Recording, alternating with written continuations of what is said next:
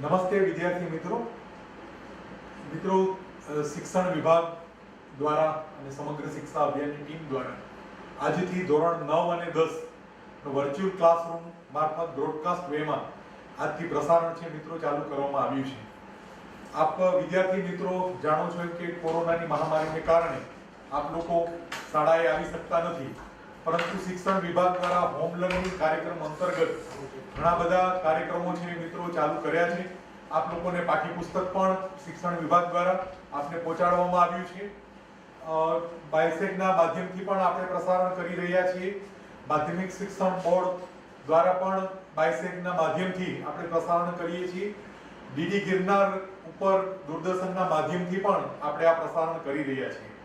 એક વધારે માધ્યમથી પણ મિત્રો આપની સુધી પહોંચવા માટે આપનું ટીચિંગ લર્નિંગ ચાલુ રહે એટલા માટે સમગ્ર શિક્ષા અભિયાનની ટીમ દ્વારા આજથી આપણે વર્ચ્યુઅલ ક્લાસરૂમનો પ્રારંભ કરી રહ્યા છીએ। આપ સૌ વિદ્યાર્થી મિત્રોને વિનંતી છે, શિક્ષક મિત્રો જોઈ રહ્યા હોય એમને પણ વિનંતી છે કે આપ પણ વિદ્યાર્થીનું ગાઈડ કરવા માટે વિનંતી છે। વિદ્યાર્થી મિત્રો આપ આપનું પાઠ્યપુસ્તક આપની સાથે રાખજો। રાજ્યના સર્વશ્રેષ્ઠ શિક્ષક મિત્રો છે એની ટીમ દ્વારા આપને સૌપ્રથમ ગણિત અને વિજ્ઞાનનું, ત્યારબાદ અન્ય વિષયનું શૈક્ષણિક કાર્ય છે એ અહીંથી કરાવવામાં આવશે। મિત્રો આપ આપનું પાઠ્યપુસ્તક અને સાથે નોટ અને પેન રાખવા માટે વિનંતી છે। અહીંથી શિક્ષક મિત્રો દ્વારા જે કંઈ આપને સૂચનાઓ આપવામાં આવે એમનું આપણે પાલન કરવાનું રહેશે। અહીંથી આપને જે હોમવર્ક આપવામાં આવે એ પણ આપ જો સારી રીતે કરશો તો મને લાગે છે કે આપણો અત્યારનો જે અભ્યાસ માટેનો જે શાળામાં આપ આવી નથી શકતા એનો જે ગેપ પડી રહ્યો છે એ ગેપ આપણે દૂર કરવા માટેના મિત્રો પ્રયત્ન કરીશું। અમારા શિક્ષક મિત્રોએ ખૂબ જ મહેનત કરી છે, તો આપ વિદ્યાર્થી મિત્રો પણ એટલી જ મહેનત કરીને ઉત્સાહથી આમાં જોડાશો તો આપણે બધા જ સાથે મળી અને એક ખૂબ જ સુંદર વાતાવરણમાં આપણે શૈક્ષણિક કાર્ય કરી શકશે, આપણે લર્નિંગ સુધી પણ મિત્રો પહોંચી શકીશું। સર્વ વિદ્યાર્થી મિત્રોને ખૂબ ખૂબ શુભેચ્છા। Thank you.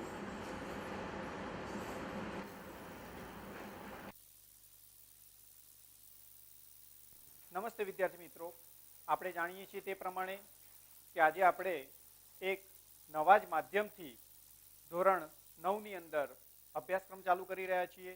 આ માધ્યમ છે વર્ચ્યુઅલ ક્લાસ છે। તો વર્ચ્યુઅલ ક્લાસની અંદર આપણે ધોરણ 9ની અંદર ગણિતની અંદર પ્રથમ પ્રકરણ સંખ્યા પદ્ધતિ વિશેનું જ્ઞાન મેળવીશું। આપણે જાણીએ છીએ એ પ્રમાણે કે જ્યારે આપણે કોઈ પણ વર્ગની અંદર દાખલ થઈએ છીએ, એટલે કે નાના હોઈએ અને શાળામાં દાખલ થઈએ છીએ અને આપણે જ્યારે ભણવાની શરૂઆત કરીએ છીએ તો આપણી જોડે બે જ મુખ્ય વિષય હોય છે, ગુજરાતી અને ગણિત। તો ગણિતની અંદર પણ આપણે જ્યારે ભણવાની શરૂઆત કરીએ છીએ ત્યારે આપણે ગણવાની શરૂઆત કરીએ છીએ। અને ગણવાની શરૂઆત કેવી રીતે કરીએ છીએ? તો ગણવાની શરૂઆતની અંદર 1, 2, 3, 4, 5, 6, 7, 8 ઘણી વખત આપણે મોટા દાખલા ગણતા હોઈએ ત્યારે વેઢા ગણતા હોઈએ છીએ 1, 2, 3। તો આ રીતે આપણે ગણવાની શરૂઆત કરીએ છીએ।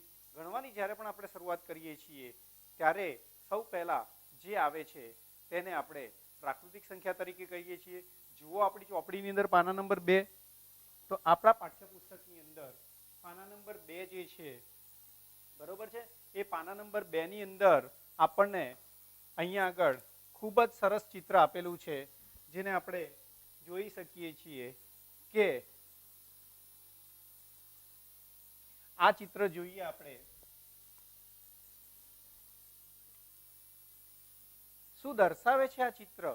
તો આપણે જેટલી પ્રાકૃતિક સંખ્યાઓ લઈએ છીએ 1, 2, 3, 4, 5 એ બધી જ આ એક પોટલામાં ભરેલી છે।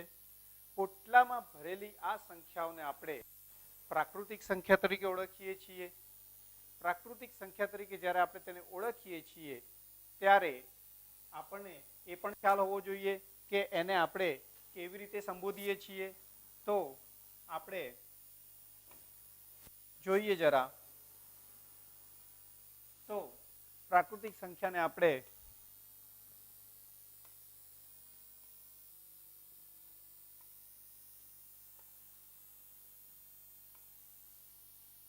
અહીંયા આગળ 1, 2, 3 બતાવેલું છે। એવી કેટલી સંખ્યાઓ, અસંખ્ય સંખ્યાઓ, આપણે કરોડોમાં, અબજોમાં, અક્ષોણી એવી ઘણી બધી રીતે આપણે સંખ્યાઓને ગણી શકીએ છીએ। તો એ સંખ્યાઓને આપણે પ્રાકૃતિક સંખ્યા તરીકે ઓળખીએ છીએ.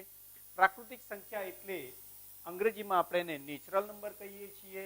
અંગ્રેજીમાં આપણે તેને નેચરલ નંબર્સ તરીકે ઓળખીએ છીએ. આપણી પાઠ્યપુસ્તકમાં પણ આ વસ્તુ આપેલી છે.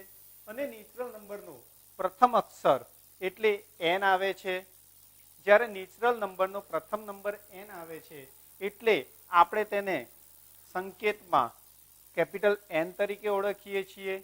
હવે શું થાય છે, જો આપણે તેને સંકેતમાં કેપિટલ N તરીકે ઓળખીએ છીએ તેમાં જ્યારે આપણે શૂન્ય નાખીએ છીએ, જો અહીંયા બીજી આકૃતિમાં બતાવેલું જ છે કે જ્યારે આપણે પ્રાકૃતિક સંખ્યાની અંદર શૂન્ય નાખી દઈએ છીએ ત્યારે આપણને એનો નવો સિમ્બોલ મળી જાય છે. જો અહીંયા આગળ મિત્રો ચોપડીમાં જ આપેલું છે કે આપણે તેને W તરીકે ઓળખીએ છીએ. W એટલે હોલ નંબર.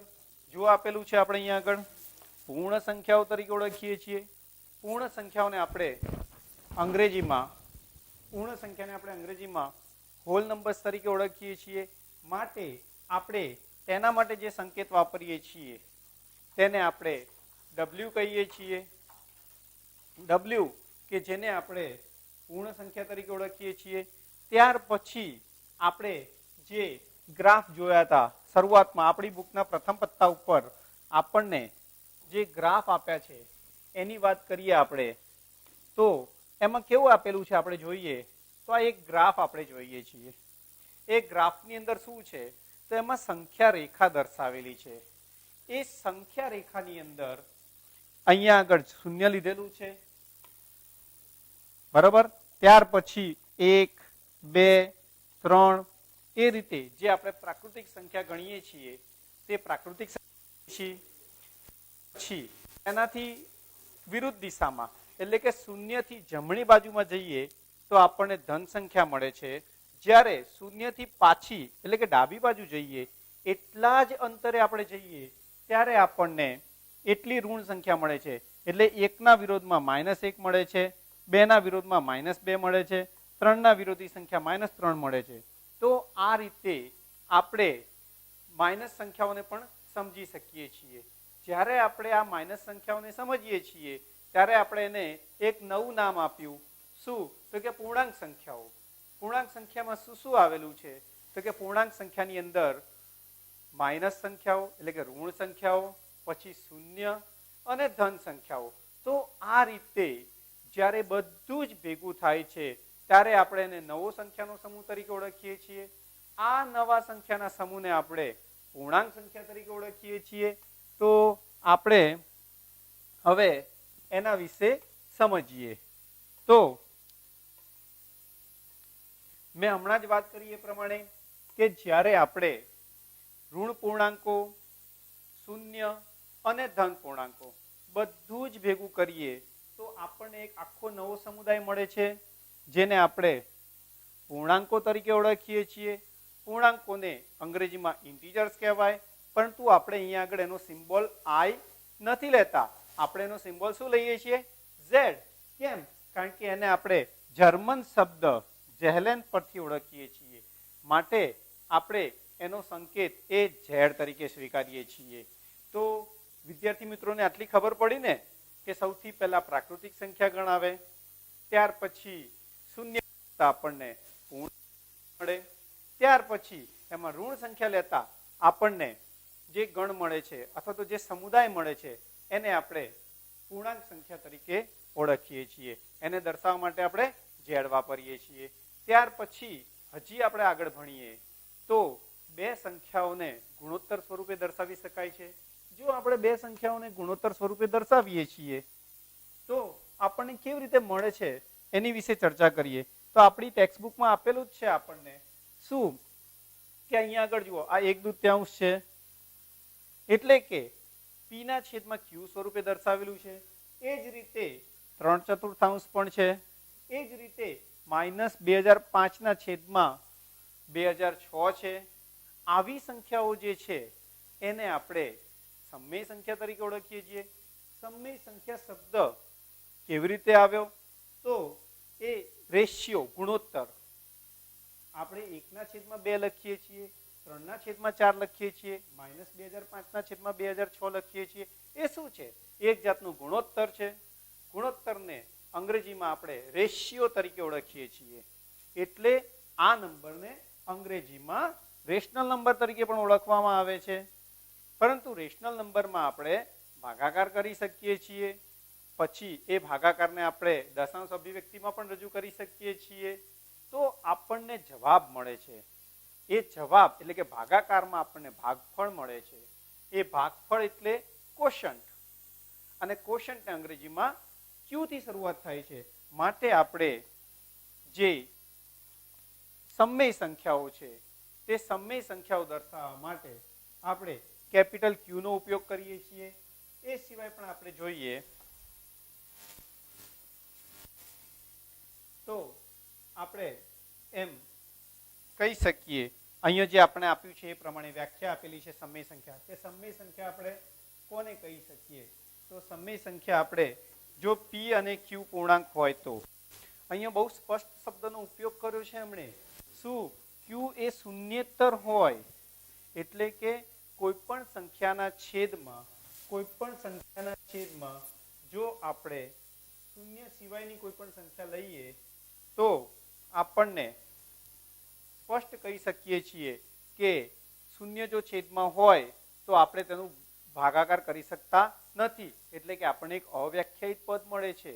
આવું ન થાય એટલા માટે જ્યારે આપણે એની વ્યાખ્યા આપતા હતા ત્યારે બહુ સ્પષ્ટ લીધું છે કે જો પી અને ક્યુ પૂર્ણાંક હોય, જ્યાં ક્યુ એ શૂન્યેતર હોય એટલે કે શૂન્ય સિવાયની સંખ્યા હોય, તો આપણે આર ને પી છેદમાં ક્યુ સ્વરૂપે લખીએ, જ્યાં આર એ સમય સંખ્યાનો તરીકે લઈએ છીએ અને આ રીતે આપણે સમય સંખ્યાને સમજી શકીએ છીએ. ચલો આપણે જોઈએ થોડુંક કે બીજું વસ્તુ આમાં શીખી શકીએ આપણે.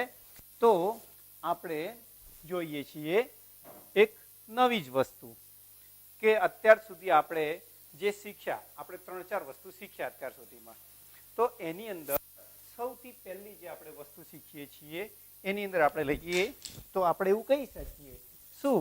તો કે એક આ વર્તુળ છે, એ વર્તુળની અંદર આપણે એક સિમ્બોલ લખ્યો છે. તમે જાણો છો ને, આપણે હમણાં જ શીખી ગયા. આ કોની સંજ્ઞા છે? તો આ પ્રાકૃતિક સંખ્યા છે. એના માટે આપણે અહીંયા લખી નાખીએ 1, 2, 3 થી આપણે અનંત સુધી જઈ શકીએ. તો આ રીતે આપણે પ્રાકૃતિક સંખ્યા લખી શકીએ. પછી આપણે જે શીખ્યા એ પ્રમાણે કે આ જ પ્રાકૃતિક સંખ્યાની અંદર માત્ર એક શૂન્ય ઉમેરી દઈએ છીએ તો આપણને એક નવો સમુદાય મળે છે. એ નવા સમુદાયને આપણે W એટલે કે પૂર્ણ સંખ્યા તરીકે ઓળખીએ છીએ. હજી આ જ નવી સંખ્યાની અંદર જો આપણે ઋણ સંખ્યા ઉમેરી દઈએ એટલે કે -1, -2, -3 તો આપણને એનાથી પણ મોટો એક સમુદાય મળે છે. આ સમુદાયને આપણે કઈ રીતે ઓળખીએ છીએ? તો આ સમુદાયને આપણે ઇન્ટીજર્સ, અંગ્રેજીમાં ઇન્ટીજર્સ, ગુજરાતીમાં પૂર્ણાંક સંખ્યાઓ, પણ જર્મન ભાષાની અંદર આપણે એને ઝેહલેન નંબર તરીકે ઓળખીએ છીએ. માટે આપણે શું સિમ્બોલ મૂકીશું અહીંયા આગળ? Z.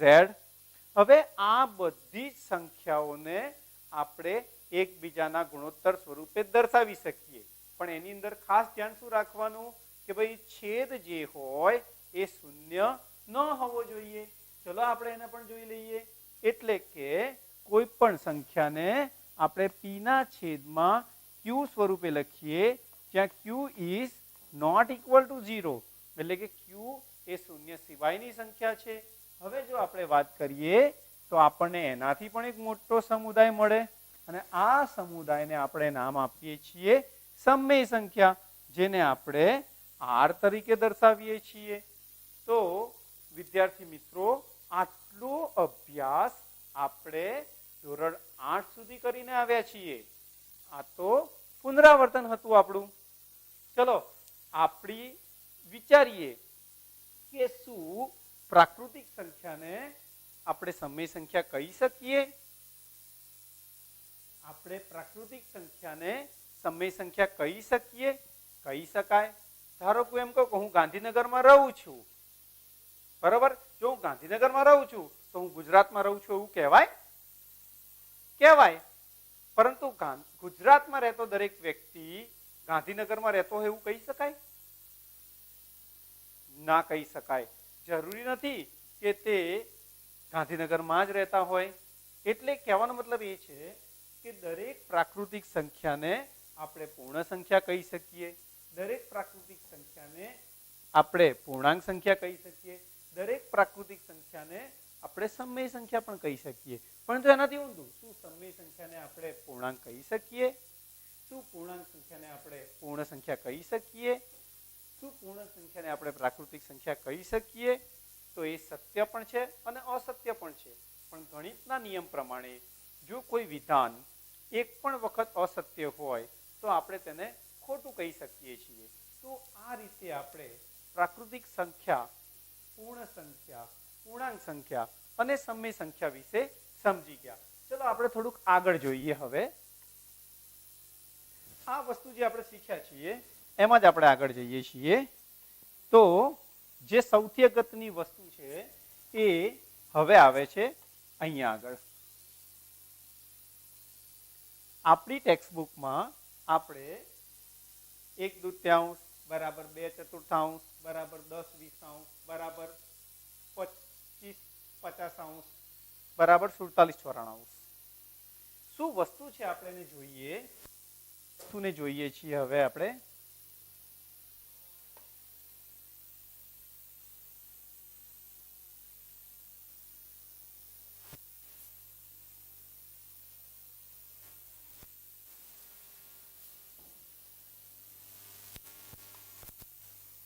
ચલો આપણે વસ્તુને જોઈએ.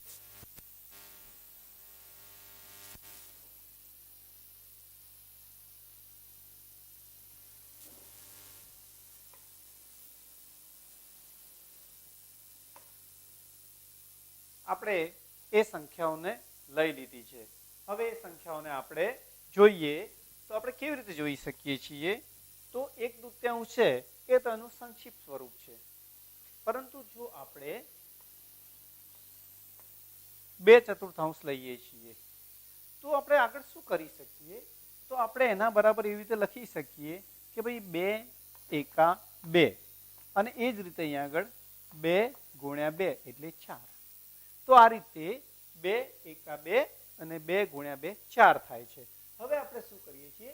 તો આપણે જાણીએ છીએ કે આપણે એના જે સામાન્ય અવયવ છે એને છેદ એટલે કે છેદ ઉડાડીએ છીએ, એટલે કે સામાન્ય અવયવ છે એને ઉડાડી દઈએ છીએ. તો જવાબ શું મળે છે આપણને? તો આપણને એમાં જવાબ મળે છે 1/2. જો આ જ રીતે આપણે બીજી સંખ્યા લઈએ જેમ કે 47/94 તો આપણે એમાં પણ કંઈક સામાન્ય અવયવ નીકળે. જેમ આપણે સામાન્ય અવયવ કાઢીએ તો આપણે શું લખી શકીએ? 47 એકા 47 અને 47 × 94. તો આ બંનેની અંદર પણ આપણને સામાન્ય અવયવ મળ્યો શું? 47. આ સામાન્ય અવયવને આપણે કાપી નાખીએ છીએ તો આપણને જવાબ શું મળે છે? તો આપણને જવાબ મળે છે એ 1/2 મળે છે. તો આ દરેક સંખ્યા જે આપણી ચોપડીમાં આપેલી હતી, જો એના પાછળ પણ એક વિધાન આપેલું છે. શું આપેલું છે આપણે એને જોઈએ તો એવી તમામ સંખ્યાઓને આપણે સમાન સમય સંખ્યા તરીકે ઓળખીએ છીએ. એટલે કે આપેલી સંખ્યાઓને જ્યારે આપણે અંશ અને છેદને સંક્ષિપ્ત સ્વરૂપમાં લાવીએ. સંક્ષિપ્ત સ્વરૂપ એટલે શું? તો કે અંશ અને છેદમાં એક પણ અવયવ સામાન્ય ન હોય એવી પરિસ્થિતિમાં જ્યારે આપણે એને ફેરવીએ છીએ અને બધાના મૂલ્યો જો સમાન મળે તો આપણે એવું કહી શકીએ કે સમાન સમય સંખ્યા છે. પરંતુ ઘણી વખત ચલો આપણે જોઈએ કે આપણે કેટલું શીખ્યા. બરોબર છે? તો એની અંદર આપણે સૌથી પહેલા ઉદાહરણ 1 ની વાત કરીએ છીએ. તો ઉદાહરણ 1 માં શું કીધું છે કે નીચે આપેલા વિધાનો સત્ય છે કે અસત્ય એનું આપણે સમજાવવાનું છે. તો ચલો, પહેલી જ વાક્ય છે, દરેક પૂર્ણ સંખ્યા એ પ્રાકૃતિક સંખ્યા છે. હમણાં જ આપણે આગળ વાત કરી ગયા શું, તો ભાઈ હું ગાંધીનગરમાં રહેતો હોઉં તો હું ગુજરાતમાં રહેતો કેવો આવું, પણ ગુજરાતમાં રહેતો વ્યક્તિ એ ગાંધીનગરમાં રહે છે એવું કહી શકાય? અહીંયા આગળ પણ કંઈક એવું જ છે. પૂર્ણ સંખ્યા એટલે પૂર્ણ સંખ્યામાં શૂન્યનો સમાવેશ થાય છે. જ્યારે પ્રાકૃતિક સંખ્યાની શરૂઆત તો ક્યાંથી થાય છે? 1 2 3 4 5 થી. એનો અર્થ શું થયો કે ભાઈ શૂન્ય છે એ પૂર્ણ સંખ્યા છે, પરંતુ તે પ્રાકૃતિક નથી. માટે પ્રથમ વિધાન જે છે એને આપણે અસત્ય કહીશું. ચલો ત્યાર પછી આગળ બીજું વિધાન જોઈએ.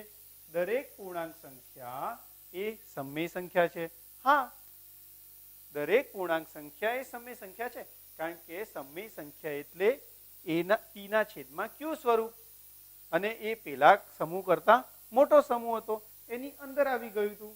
ત્રીજું વિધાન જોઈએ તો દરેક સમય સંખ્યા એ પૂર્ણાંક છે. ફરી પાછું એની જ પરિસ્થિતિ આવી ગઈ કે આપણે મોટા સમુદાયમાંથી નાના સમુદાયમાં નથી જઈ શકતા, એટલે કે દરેક સમય સંખ્યા એ પૂર્ણાંક સંખ્યા ન કહેવાય.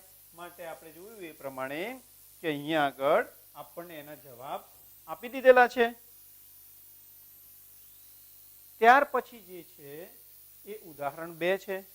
એમાં એમણે કીધું છે 1 અને 2 વચ્ચેની 5 સમય સંખ્યા શોધો. ચલો આપણે એના સિવાય બીજું કોઈ ઉદાહરણ લઈ લઈએ. તો આપણે એના માટે એક નવું ઉદાહરણ લઈએ.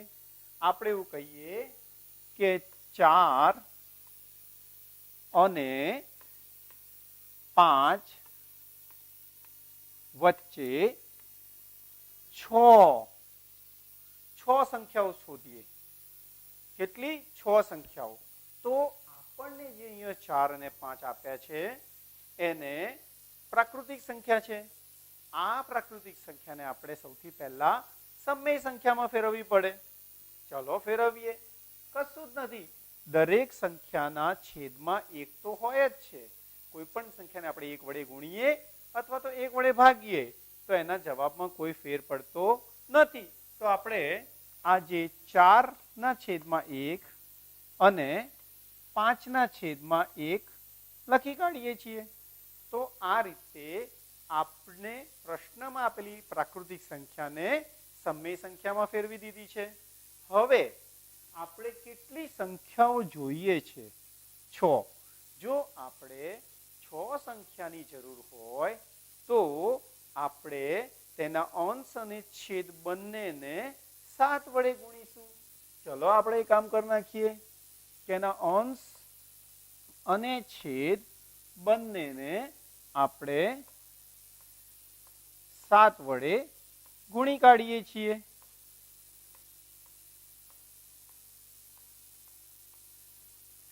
તો વિદ્યાર્થી આપણે જાણીએ છીએ ગુણાકાર 4 સિત્તા 28 છેદમાં 7, એ જ રીતે 5 સિત્તા 35 અને છેદમાં 7.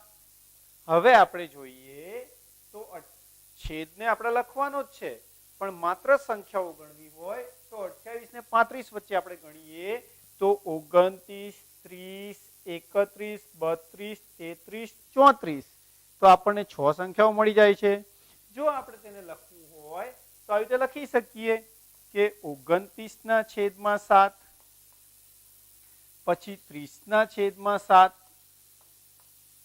31 ના છેદમાં 7,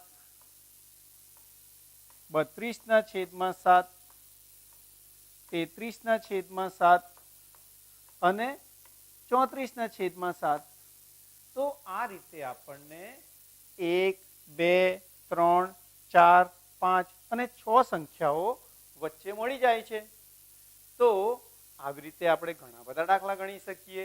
ચલો ચોપડીમાં આપેલું ઉદાહરણ આપણે જોઈએ. હવે તો ચોપડીમાં જે આપણને ઉદાહરણ આપેલું છે એની અંદર એવું કીધું છે કે 1 અને 2 ની વચ્ચે આવતી 5 સમય સંખ્યાઓ શોધીએ. ચલો આપણે એમણે જે જવાબ આપ્યા છે એને આપણે જોઈએ તો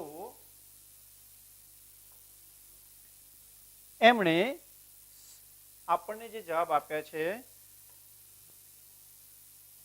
એ રીતે જ કર્યું છે એમણે બી. મેં તમને કીધું એ પ્રમાણે કે આપણે 5 સંખ્યા શોધવી હોય તો આપણે એને 5 + 1 6 વડે અંશ અને છેદને ગુણીને ભાગવા જોઈએ અને પછી વચ્ચે આવતી સંખ્યા લખવી જોઈએ. પરંતુ અહીંયા આગળ જુઓ, આપણે વચ્ચે મળતી સંખ્યા એ કંઈક આ રીતે છે: 7/6, 8/6, 9/6, 10/6 અને 11/6. આ રીતે જે મળતી સંખ્યાઓ છે, પરંતુ આપણો જવાબ તો કંઈક જુદો જ છે. જવાબ તો આપણો કંઈક આ રીતે છે. શું છે? 7/6, 4/3, 3/2, 5/3 ને 11/6. તો આવું કેવી રીતે થાય? બહુ જ સહેલું છે વિદ્યાર્થી મિત્રો. આપણે એક સંખ્યા લઈએ. કઈ લઈએ? તો કે 8/9 લઈએ છીએ અહીંયા આગળ આપણે. બરોબર? એ 8/9 ની અંદર આપણે શું કરીએ છીએ? તો મેં હમણાં કીધું એ પ્રમાણે કે આપણે આના એક અવયવ પડશે, એ 4 દુ 8 થશે અને નીચે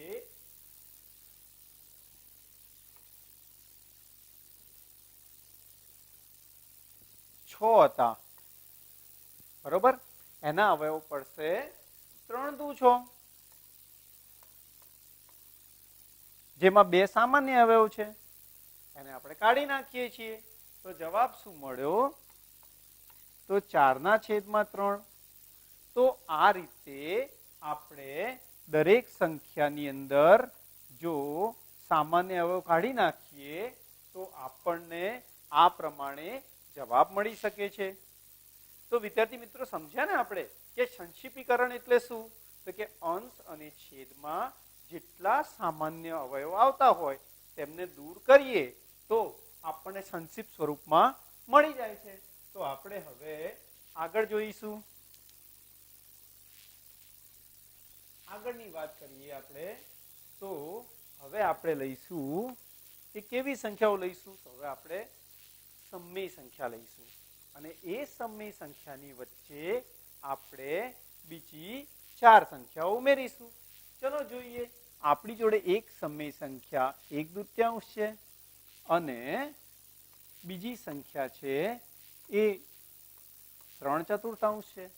એટલે કે આપણી જોડે એક સંખ્યા 1/2 અને બીજી 3/4 છે. તેની વચ્ચે આપણે 3 સંખ્યા શોધવી છે. આના પહેલા આપણે કેટલી સંખ્યા શોધી હતી? 6. હવે આપણે કેટલી સંખ્યા શોધીશું? 3. પહેલામાં તો શું હતું કે ભાઈ આપણે પ્રાકૃતિક સંખ્યાને શેમાં ફેરવતા હતા? સમય સંખ્યામાં. ચલો જોવું છે ફરીથી કેવી રીતે કરતા હતા એ.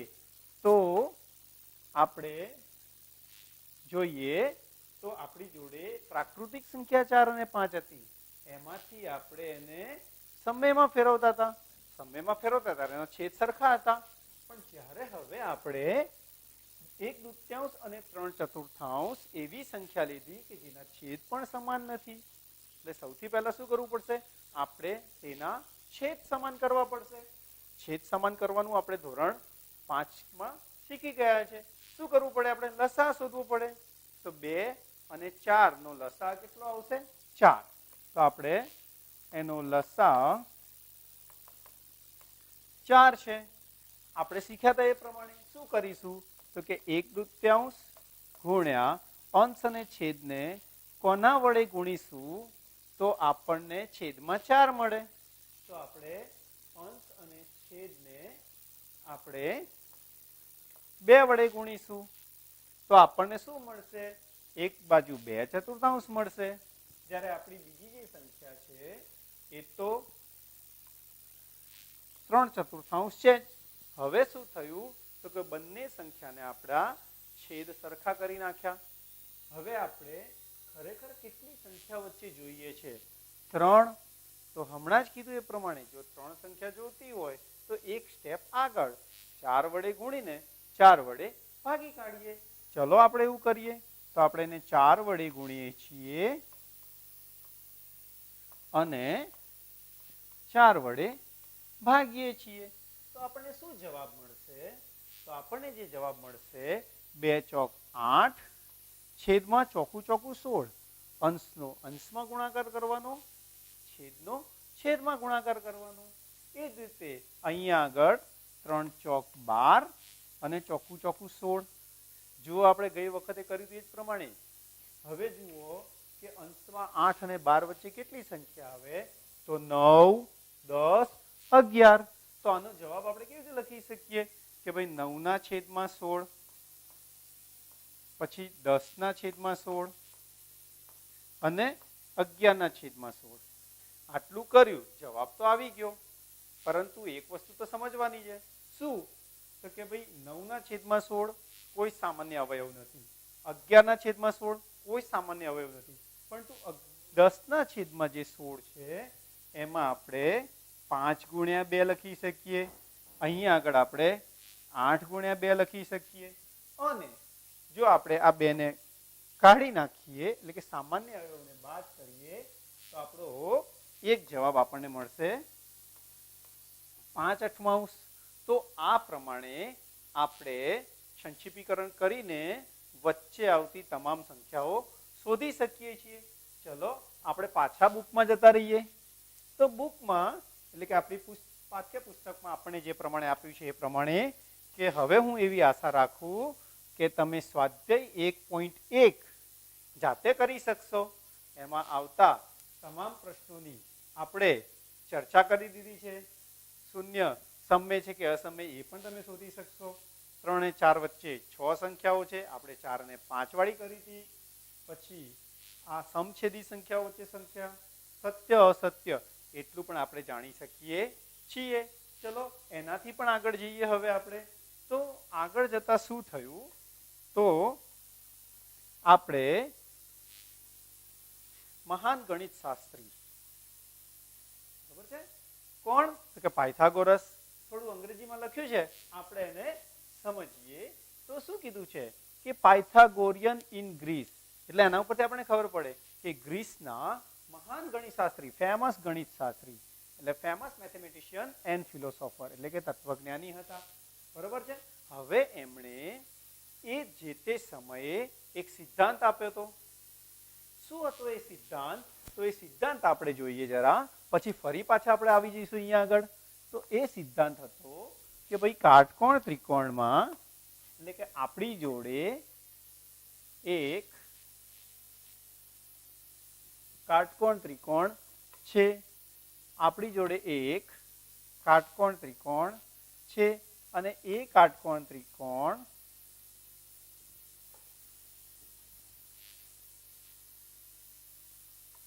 એ બી સી છે, જ્યાં આગળ ખૂણો બી કાટખૂણો એટલે કે 90 અંશનો છે. તો પાયથાગોરસે શું કહ્યું હતું કે ભાઈ કાટકોણ ત્રિકોણમાં કાટખૂણો સમાવતી બે બાજુ, આપણે અહીંયા જોઈએ તો કાટખૂણો સમાવતી બાજુઓ કઈ છે? તો એક છે એ બી છે અને બીજી છે એ બીસી છે. આપણે આ બંનેના માપ એક એક એકમ લીધા છે, એટલે કે આપણે અહીંયા પણ એક લખીએ છીએ અને અહીંયા પણ એક લખીએ છીએ. એટલે કે કાટકોણ ત્રિકોણમાં કાટખૂણો સમાવતી બે બાજુઓ એ બી બરાબર પણ એક લીધું છે અને બીસી બરાબર પણ એક લીધું છે. તેના વર્ગોનો સરવાળો એ કર્ણ. યાદ કરો, કાટકોણ ત્રિકોણમાં કાટખૂણાની સામેની બાજુને આપણે કર્ણ કહીએ છીએ. તો પાયથાગોરસે જે સિદ્ધાંત આપ્યો હતો એને આપણે ફરીથી સમજીએ. તો કાટકોણ ત્રિકોણમાં કાટખૂણો સમાવતી બે બાજુઓ એટલે કે એ બી અને બીસી ના વર્ગનો સરવાળો એ કર્ણના વર્ગ જેટલો થાય, બરાબર AC સ્ક્વેર થાય.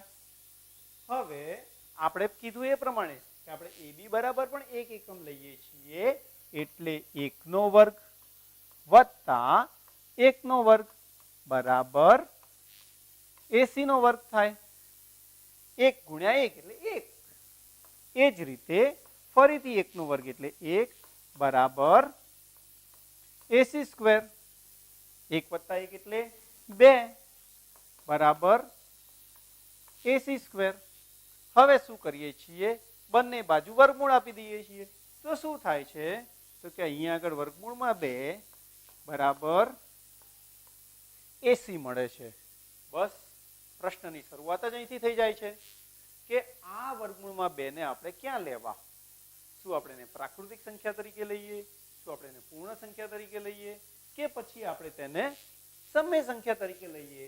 ત્યારે સૌપ્રથમ આપણને જે માહિતી મળી એમાં આપણે એવું કહી શકીએ છીએ કે ભાઈ પાયથાગોરસ જ એવો વ્યક્તિ હતો જેણે સૌથી પહેલા ઇરેશનલ નંબર એટલે કે રેશનલ એટલે સમમી, ઇરેશનલ એટલે અસમમી, તો અસમમી સંખ્યા વિશેની સૌપ્રથમ જો માહિતી આપી હોય તો એ પાયથાગોરસે આપી હતી. ખ્યાલ આવી ગયો ને મિત્રો? હવે પાયથાગોરસને પણ વિચાર આવ્યો. શું કે જેમ આપણે આગળ શીખી ગયા એ પ્રમાણે શું કરતા હતા કે આપણે બધી સંખ્યાઓને એટલે કે અત્યાર સુધી આવતી જેટલી સંખ્યાઓ હતી એ બધી સંખ્યાઓને આપણે સંખ્યા રેખા ઉપર દર્શાવતા હતા. હવે પ્રશ્ન એ છે કે શું આપણે આ વર્ગમૂળ 2 ને સંખ્યા રેખા ઉપર દર્શાવી શકીએ? ચલો તો આપણે વર્ગમૂળ 2 ને સંખ્યા રેખા ઉપર દર્શાવીએ. તો જ્યારે પણ આપણે એને સંખ્યા રેખા પર દર્શાવવું હોય તો આપણે શું કરવું પડે? તો આપણે કંપાસ બોક્સની જરૂર પડે અને કંપાસ બોક્સમાં સાધનોની મદદ વડે આપણે બધું જ દર્શાવી શકીએ. તો સૌથી પહેલા આપણે ફૂટપટ્ટી લઈશું અને એ ફૂટપટ્ટી ઉપર એક રેખા દોરીશું. રેખા દોરીએ એટલે આપણને ખ્યાલ છે ને શું હોય? રેખાની બંને બાજુ આપણે આ રીતે કિરણ દર્શાવવા પડે, નહીં તો એને રેખાખંડ કહી દેવાય. પછી કોઈ એક ચોક્કસ માપે શૂન્ય લઈશું. શૂન્ય લઈને આપણે પરિકરની મદદ વડે આપણે અહીંયા આગળ ચોક્કસ માપના રેખાખંડો કાપીશું. ચલો આપણે એ પણ જોઈએ કે આપણે કેવા ચોક્કસ માપના રેખાખંડો કાપીએ છીએ.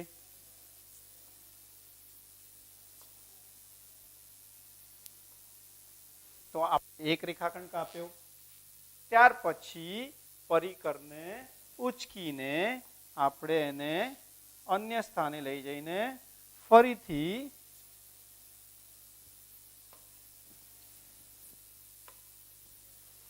બીજો રેખાખંડ કાપી. આ રીતે આપણે ચોક્કસ માપ વડે પરિકરને લઈ જઈને આગળ પણ જઈ શકીએ છીએ. પણ અત્યારે હાલ આપણે આટલાની જ જરૂર છે. આને આપણે ઓ લીધું અથવા તો આપણે એને શૂન્ય પણ કહી શકીએ. પછી આપણે અહીંયા આગળ 1 લખીશું, 2 લખીશું, એટલે આ આપણી સંખ્યા રેખા બની ગઈ. હવે 1 નંબર પર આપણે કાટખૂણો દોરવાનો છે. તો કાટખૂણો દોરતી વખતે આપણે તેને આ રીતે મૂકી દઈએ છીએ અને આપણે જાણીએ છીએ ને 90 નું માપ દોરતી વખતે શું કરીએ છીએ? તો આપણે અહીંયા આગળ 90 નું માપ લઈ લીધું. પછી આપણે આ કંપાસને બાજુમાં મૂકીને ફરી ફૂટપટ્ટી લઈએ છીએ અને ફૂટપટ્ટીને આપણે એવી રીતે ગોઠવીએ છીએ કે આપણે આ બે બિંદુઓને જોડી શકીએ. જો આપણે આ બે બિંદુઓને જોડી શકીએ તો આપણે એને આ રીતે દર્શાવીએ છીએ. હવે ફરીથી આપણે આ સાધનને એટલે કે પરિકરને અહીંયા મૂકીને જેટલી લંબાઈ હતી તેટલી જ લંબાઈ પ્રમાણે અહીંયા ચાપ મારીશું. તો એના માટે આપણે આ રીતે અહીંયા ચાપ મારી દીધો. હવે ફરીથી ફૂટપટ્ટી લઈશું. ફૂટપટ્ટી લઈને આપણે તેને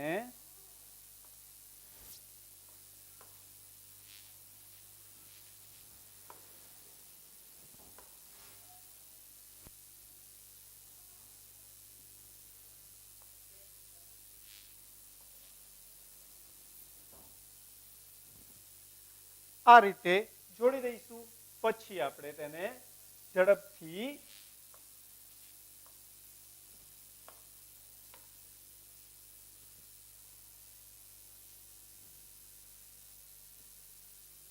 અહીંયા એ અને બી નામ આપી દઈશું.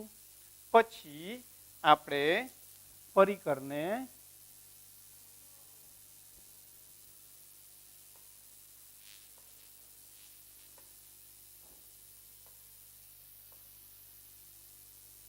અણીવાળા ભાગને આપણે અહીંયા ગોઠવી દઈશું અને ગોઠવ્યા પછી આપણે તેને આ રીતે લઈ જઈશું અને જેટલી લંબાઈ છે ત્યાં સુધી લઈ ગયા પછી આપણે તેને આ રીતે દોરી દઈશું.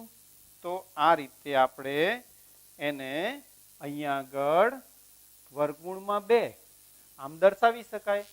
કહેવાનો અર્થ એ છે કે અહીંયા આગળ વર્ગમૂળમાં 2 એ અસમય સંખ્યા હતી. અસમય સંખ્યા હોવા છતાં આપણે તેને સંખ્યા રેખા ઉપર દર્શાવી શકીએ છીએ. તો આ રીતે વર્ગમૂળમાં 3 પણ અસમય સંખ્યા છે, જેને આપણે ફરીથી વર્ગમૂળમાં 3 ને પણ દર્શાવી શકીએ. જુઓ આપણી ટેક્સ્ટબુકની અંદર, ચલો જુઓ તો આપણી ટેક્સ્ટબુકમાં શું કીધેલું છે. જુઓ આ વસ્તુ અહીંયા આગળ આપણને આપેલી જ છે. જુઓ આવી રહ્યું શું કે છે આ વસ્તુ. તો આપણે એ જ વસ્તુને શીખ્યા. શું? તો કે 1 અને 1 બાજુ લેતા આપણે એને વર્ગમૂળમાં 2 વડે દર્શાવી શકીએ છીએ. એ જ વસ્તુને આપણે હજી આગળ જઈએ તો આ બીજી આકૃતિ છે એના જેવી જ, પણ એની અંદર એમણે વર્ગમૂળમાં 3 પણ દર્શાવ્યું છે. તો આ રીતે જો આપણે કરીએ તો આપણે સ્વાધ્યાય 1.2 પણ પૂરું કરી શકીએ. તો વિદ્યાર્થી મિત્રો, હું એવી આશા રાખું છું કે તમે લોકો ઘરે સ્વપ્રયત્ને સ્વાધ્યાય 1.1 અને 1.2 ગણવાનો પ્રયત્ન કરજો. અચ્છા, હવે 15 મિનિટ પછી ધોરણ 9 નું વિજ્ઞાનનું પ્રકરણ ચાલુ થશે.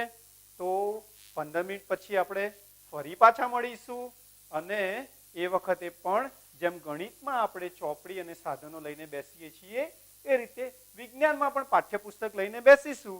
તો આપણને વધુ મજા આવશે. મજા આવી ને? તો હવે આપણે કોરોનાના કારણે આ રીતે જ ભણવું પડશે. તો રજા લઈએ. Thank you.